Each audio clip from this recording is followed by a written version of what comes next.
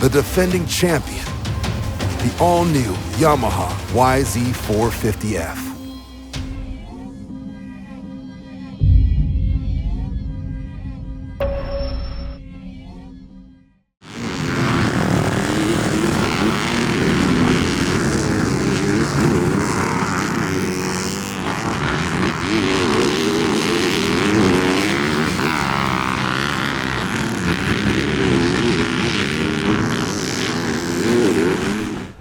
What's up guys, Trevor Hunter here with Dirt Bike Test. Today we have Tyler Belknap. We're here at Perris Raceway for the 2024 Yamaha YZ250F Intro.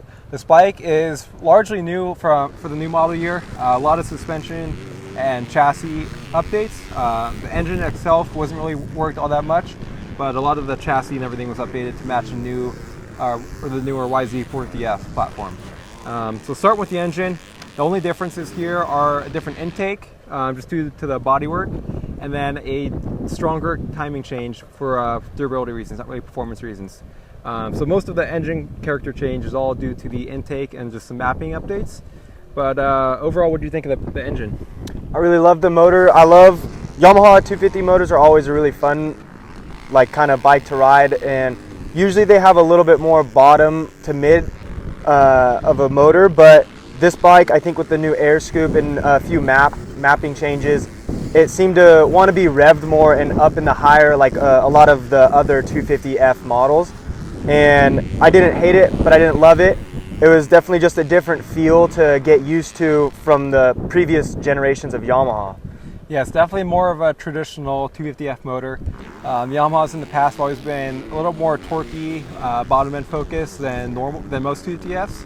But this kind of flips the script and puts a lot of that emphasis and power up in the higher RPMs, and it really likes to be revved. So much so it almost felt like riding the 125, just not a whole lot of bottom end. It kind of fall on its face if you weren't kind of in the right gear or covering the clutch. Kind of all just with the stock mapping. But kind of what's nice about this Yamaha is it has the GYTR power tuning app, which you can change the maps pretty much on the fly and kind of do just about whatever you want with the mapping. And that made a huge difference with this bike. We started with all zeros in the morning, and then we went to the Stevie map, which test rider Steven Tokarski kind of developed, and that helped a little bit. And then we kind of, from there, we took it a step further and went to a map they call the responsive map, and that almost brought back what the old motor felt like. A lot more bottom end torque. You could kind of roll third gears to the corners a lot better. I wouldn't say it's super fast, but it could pull it out of the corners before the bike would just fall on its face, and kind of really couldn't ride it unless you're being super aggressive and shifting a lot. So kind of that responsive map. For myself personally, I really like that. You like the Stevie map a lot? Yeah, I like the Stevie map. It seemed to just kind of clean everything up from the stock all zeros map and just kind of lit the bike up a little bit more, and it made it a really fun, enjoyable bike to ride out here. Yeah, so kind of in the morning I was a little worried that they kind of lost what this Yamaha 250F engine does really well, but with just some simple mapping changes, it kind of brought everything back to life and back to where I was hoping to see it. So this bike, or this motor, kind of has the best of both worlds now, where with some mapping changes you can make it a really aggressive, rev-happy engine, or you can kind of go back to what it used to be with a little more bottom-end torquey focus and a little smoother, easier to ride. And yeah, so kind of the engine is very lively, very fun, very exciting, but it can also be made back to what it used to be just this last year. And kind of with that mapping change as well, kind of changed how the bike handled, because with that responsive map, the bike didn't rev out as much, so you have to short shift a little bit and just ride a little bit lower RPMs than say we did in the morning with the stock mapping. And to me that helped the handling a lot. My corners, I could roll my corners a little easier. Down the straightaways and everything, the bike worked a little more freer, just not being so revved out like that. But overall, the handling on this bike was really good too. Yeah, absolutely. Yamaha, I've always loved the way it handles, and they definitely kept that in this bike, and I'm really happy with that. It never felt super weird. It always felt really good and had great hold up going into these big jumps here at Perris. And then it started to get a little bit of the smaller chop towards the end of the day, and the bike still had that nice plush feel that I've always felt Yamaha has always been good with. Yeah, it definitely contains a lot of the Yamaha characteristics we like, but the bike in particular at corners much better. than before. Much sharper cornering. It didn't really seem to lack stability. Obviously, we're not at the best track kind of to test stability, but for cornering, for sure, we had some deep ruts today, some kind of sweepers. Kind of had it all as far as corners go, and this bike really did well in the cornering.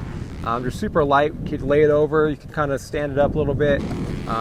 It just kind of, just cornered really well, and it's a lot easier to move around on too with the updated cockpit and bodywork. Super slim and kind of flat throughout the side of the bodywork, so you can kind of move forward and back, move forward around on the seat a lot, and just super easy to kind of just move around and feel comfortable on this bike.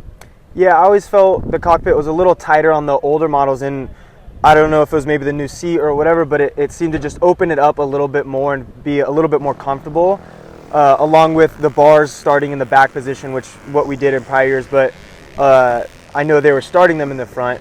But in the back, it immediately just felt at home, especially in this cockpit, like Trevor said. And in the deep ruts, it seemed really good. And even on the flat corners, it seemed to just corner really good too. It was just overall really comfortable. Yeah, and kind of moving on to the suspension. Overall, it has that Yamaha KYB feel. Very plush, but still has a lot of hold up as well. One thing I did change was I stiffened up the fork a few clicks. I just felt like it was diving a little bit and kind of unsettled the bike and was unbalanced, especially on corner entrance. And so once I stiffened up that fork, it just kind of held up a little better and made the bike a little more balanced and stable coming into the corners, which allowed me to corner better as well. I could kind of jump in the corner and jump back out, whereas before I was kind of scrambling. The bike was moving around a little bit and I was still struggling. But stiffening up that fork helped a lot. But other than that, really didn't play with many clickers. It just worked pretty good. Yeah, I played around with the clickers a little bit, but I just kind of ended up going right back to how it was when we got it at stock. In the big jumps, it held up really well, and then like I said, later in the day, when it just got a little drier and a little more bumpier, this bike still handled and felt like it had a nice plush feel to it without having to give up anything, which I really enjoyed, especially here with the big jumps and a little bit of the small braking bump chatter. And going back to the kind of the engine character and stuff, one thing we did notice is you could maybe play around with some gearing a little bit. I felt like it was a little bit in between gears in some sections. Like second would be just a little too low, but then third would be too tall to pull through the corners. I think going either up or down the sprocket just one way would kind of help in that department. Definitely would have to go to some different tracks as well to see maybe if it's just specific to this place or if we've noticed that everywhere. But one thing we could test in the future is just play with some gearing options and see if we can make some small improvements there. But overall, really big fan of this bike. Been fans of it in the years past, and with this new kind of chassis and bodywork and everything, we really like how that feels on the track, and just makes it a lot more a fun bike to ride. Not that the other one wasn't fun before, but just a lot more lively and playful with this new chassis and bodywork and everything, and then kind of the engine being a little more aggressive can be fun to ride, but also being able to go back with some mapping changes and make it a little easier to ride as well. Kind of get the best of both worlds in that end. So overall, really happy. Thanks to Yamaha for having us out, and we look forward to doing some more testing. As always, stay tuned at dirtbiketest.com. Follow us on Instagram, Facebook, YouTube, everywhere. We'll be pumping out some more content, and until then, we'll see you out on the trail. If you liked what you saw in this video, come check us out over at dirtbiketest.com on the webs. We have bike tests, product tests, a lot of fresh dirt, and you can even support us by clicking through our links. Hopefully, we'll see you out in the trail.